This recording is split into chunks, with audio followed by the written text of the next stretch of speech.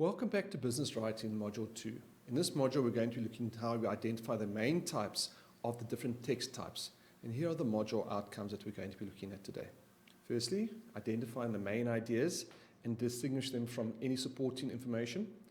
Identify the author's purpose and justify the identification by reference to the text. Presenting information and or ideas from the text, but in a form which is appropriate to a learning task or activity. Identify and explain socio-cultural issues in texts with reference to relevant passages or extracts from the text.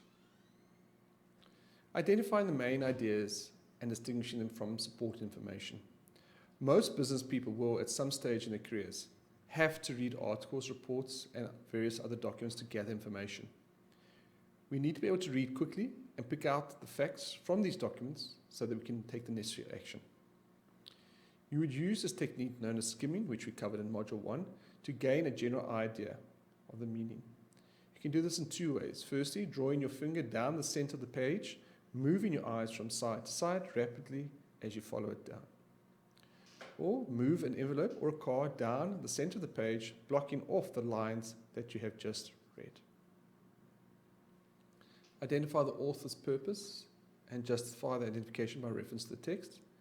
Reaching the right conclusions about the purpose of a text and the type of audience that will read the text means consideration of the following. Firstly, information content, the tone, text type. To determine the purpose of a text and therefore the audience for whom it was written, we need to go through the text very slowly.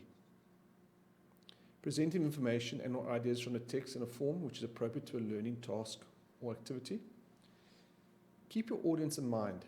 You will have to adapt your style and content to meet their needs. Organize the information logically, provide cues to help readers follow and find information, make a proportionate space you give in information to reflect the relative importance of information, choose words precisely, and avoid wordy phrases.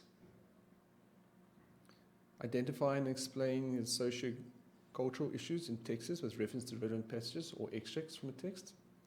Cultural and social context is usually called the socio-cultural context, which refers to the idea that language, rather than existing in isolation, is closely linked to a culture and society in which it is used. This means when language is used, the socio-cultural context in which it is used needs to be taken into consideration as well. The possible cultural and social context in which a text was produced can be inferred from contextual clues such as historical period, shown by the vocabulary or words used in the context.